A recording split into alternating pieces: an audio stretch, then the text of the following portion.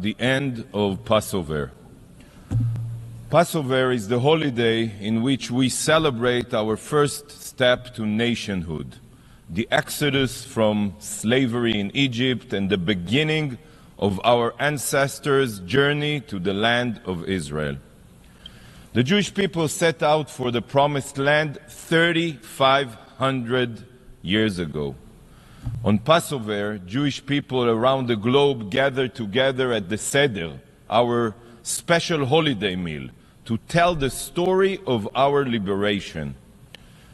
We remind ourselves of the suffering we endured, the generations-long hardships we survived on the road to salvation. We remember this pain by eating what we call matzah, the bread of affliction, and maror, the bitter herbs. And we dip our food in salt water. Why? To commemorate our tears. Yet, this year, we did not need bitter herbs and salt water to remember the pain. Because this year, every Jewish family had an empty hole, a hole in their hearts. This year, every Jew focused on the atrocities of October 7th and the suffering of the Israeli hostages held in Hamas terror tunnels. We couldn't really celebrate our ancestors' liberation while our brothers and sisters are still waiting to be freed from the Hamas monsters. Yet, as my people marked this Passover with grief, the UN is again seeking to reward the perpetrators of the horrors. The UN couldn't care less about Israel. To hell with our safety, to hell with our future, and to hell with our hostages. The General Assembly is fueled by nothing other than political interests. Not by the UN Charter, not by morality. And nothing exemplifies the UN's rotten values more than the advancement of a Palestinian statehood. No, nothing can reward and incentivize the terrorists that committed the October 7th massacre more than this discussion here today. To this day, you have not even condemned Hamas, not even once. To this day, not a single UN initiative has been taken for the sake of the hostages, the Israeli hostages. Yet instead, this body has focused only on recognizing a Palestinian terror state, unilaterally, an entity fueled by Jewish genocide, by terror, by Nazi-like incitement. You know, by advancing a Palestinian state, you are telling the child-murdering Hamas rapists that terror pays off. You have done nothing for the victims, but have mobilized for the murderers. It makes me want to vomit. Yes, vomit. You know that the Palestinian Authority doesn't meet the criteria for statehood. No Palestinian leader, not a single one of them, has even condemned Hamas or their massacre. You prefer another rogue state, and to hell with the Jewish state. The Palestinian Authority is paying salaries, think of it, paying salaries to the very terrorists that invaded Israel and murdered 1,200 innocent Israelis. This is who you want to grant statehood to? Granting full UN membership to the Palestinians will only have two destructive results. Number one, it will further incentivize terror, as I explained. And number two, it is a clear message to the Palestinians that they never ever have to sit at the negotiating table, let alone to make any compromises. Everyone who understands something about negotiations can understand what I just said. The Palestinians have rejected in the past every peace plan ever made, and they continue to support terror and boycott any negotiations. And now they know that their rejectionism pays off. Look at this discussion. These UN sessions will be remembered in the future as one of the primary obstacles to resolving the conflict. Remember my words. The UN today is the main impediment to peace. You, most of you, you that supports a forced unilateral establishment of a terrorist state, a Palestinian terrorist state, is an obstacle to peace. You are the dream come true for every Palestinian terrorist that seeks to destroy Israel through diplomatic terror. Because without your support, the Palestinians would have had to internalize that negotiations and mutual compromises are the only way forward. That's how you make peace. You should be ashamed of yourselves, those who support a unilateral, forced Palestinian terror state. Colleagues, during the Holocaust, there were the Nazis, there were collaborators, and there were those who turned a blind eye to genocide. All of them, all were guilty.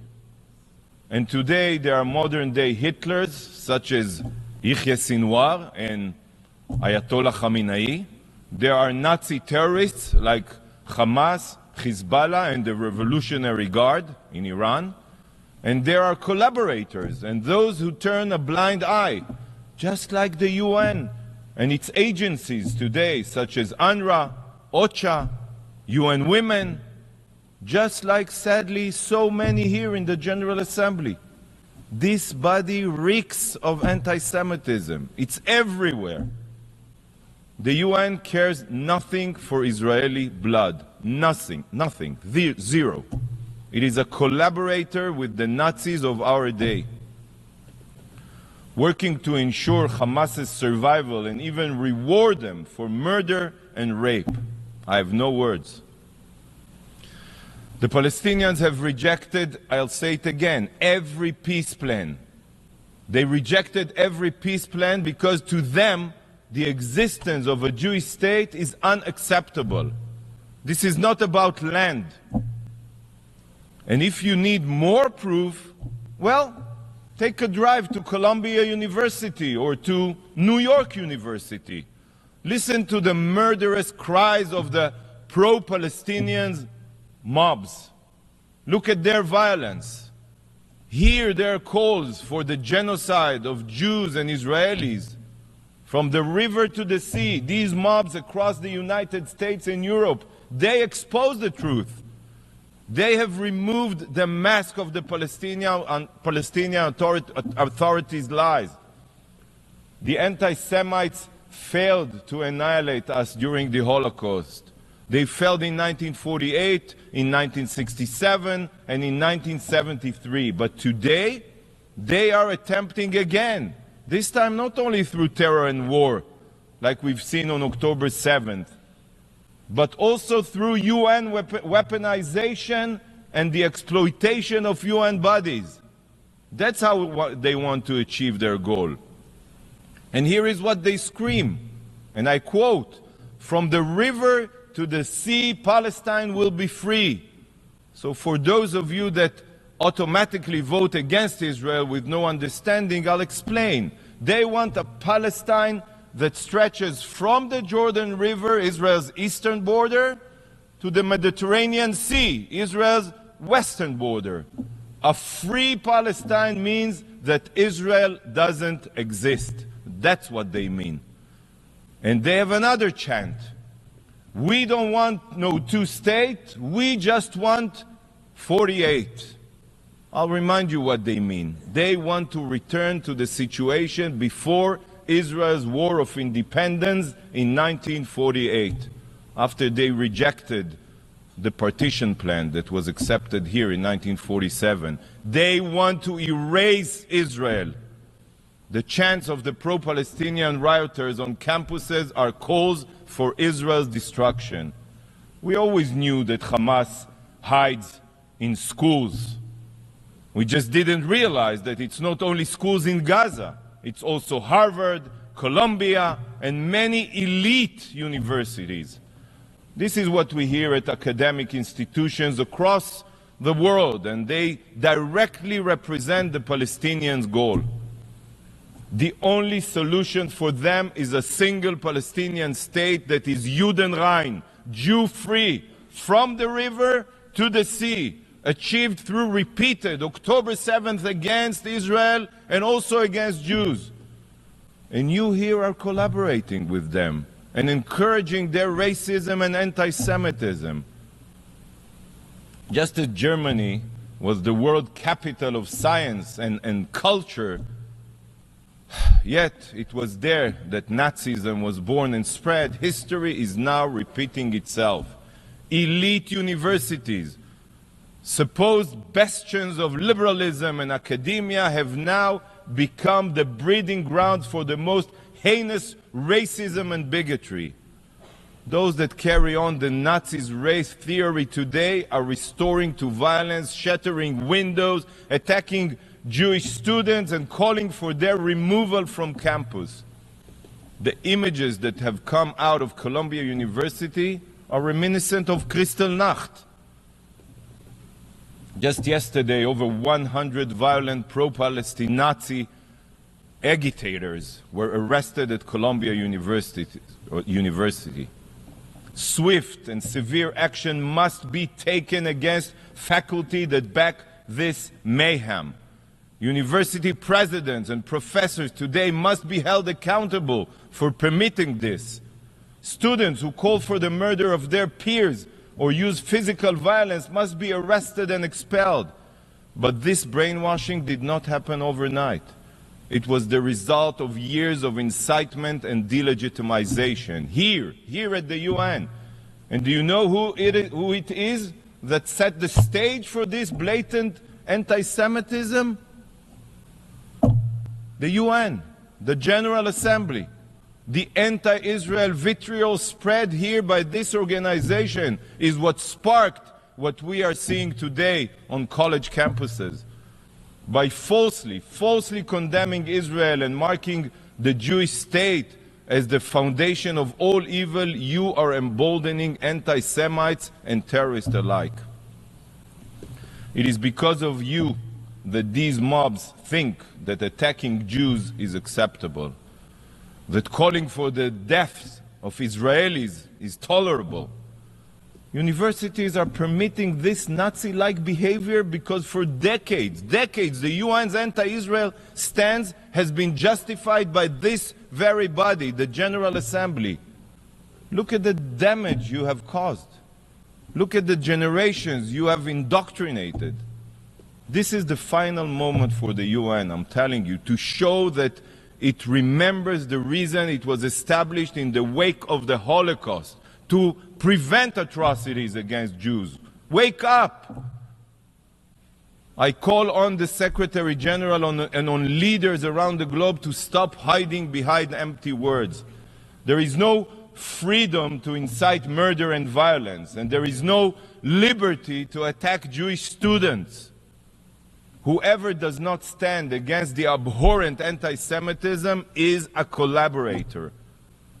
But just as it says in the Bible regarding the Egyptians' treatment of the Israelites, וכאשר יענו אותו כן ירבה וכן יפרוץ. But the more they were oppressed, the Israelites, the more they increased and spread. Remember these words from the Bible. The UN chooses to continue singling out the Jewish people, but we will only grow more resilient and thrive. Colleagues, today marks the ninth General Assembly meeting held on Gaza since Hamas's massacre. Ninth. Not one of the meetings focused on condemning Hamas or releasing the hostages. Not even one. I'm disgusted by this institution. But if a lion landed on earth, it would be certain that outside of Gaza, the rest of the world is a utopia. A war is currently raging in Sudan, where tens of thousands have been killed and millions are on the brink of starvation. How many General Assembly sessions have been held on Sudan? Do you know? 0. What about the war in Myanmar? 50,000 have been killed and the war rages into its 4th year. How many times has the General Assembly met and how many resolutions been passed? How about Yemen, where the Houthis dragged the country to disaster? Hundreds of thousands are dead and tens of millions are literally starving. All while the Houthis also fire drones and missiles at merchant vessels in the Red Sea.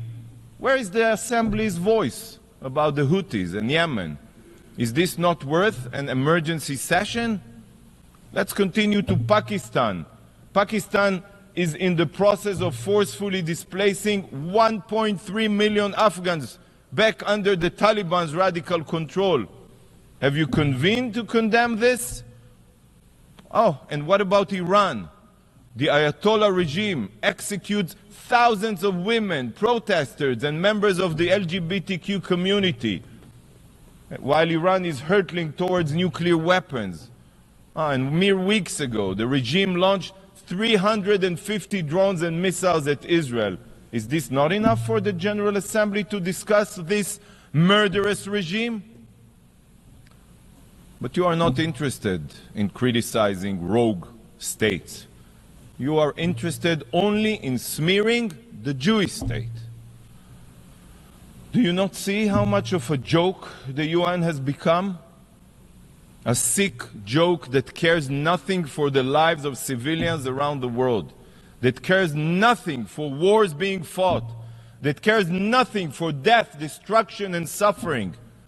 The only thing that the UN cares about is bashing the Jewish state. You don't really care about the Palestinians. You don't care about the Palestinians in Lebanon that are living under a real apartheid regime, or Palestinians in Syria displaced or murdered by the Assad regime. And the UN was silent for all the years that Hamas oppressed Gazans and turned Gaza into the war machine that it is. You only care about the Palestinians when you can blame Israel. Today, the UN is a haven for terrorists, for tyrants, for dictators. A laundromat to whitewash their crimes while shifting the focus to the vibrant democracy of Israel. And the root of all the UN's evil is this very room, the General Assembly, with its political makeup. This is the body where human rights abusers have the same voice as law-abiding democracies. And it is in this hall, through distorted politics, that everybody enrolled in the UN system is decided. This is the beating heart of the UN's impotence. It is multilateralism's original sin. Here, the General Assembly, it's only politics and interests that are behind who sits on the Security Council. You chose to have Iran chair a human rights forum. You elect judges from Lebanon and Somalia to the International Court of Justice. You put human rights abusers like Cuba on the Human Rights Council. This is what the UN is. And you all continue playing this charade as if this institution still holds any value whatsoever. This organization burns over $70 billion a year. And what conflicts have the UN resolved? Which human rights violations has it ended? Almost zero. The UN is only escalating wars and human rights violations.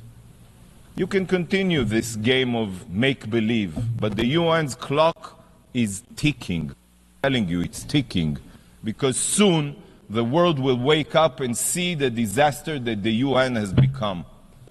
In the future, remember my words, students will study the fall of the UN. They will learn of this organization's moral bankruptcy and blindness. They will be taught that your indifference and hypocrisy is what brought the UN crashing down. But this is also what will prompt the establishment of a new world institution, a force for good, one with a strong moral compass, democratic values, a body that will refuse to give dictators a free pass and terrorists a lifeline.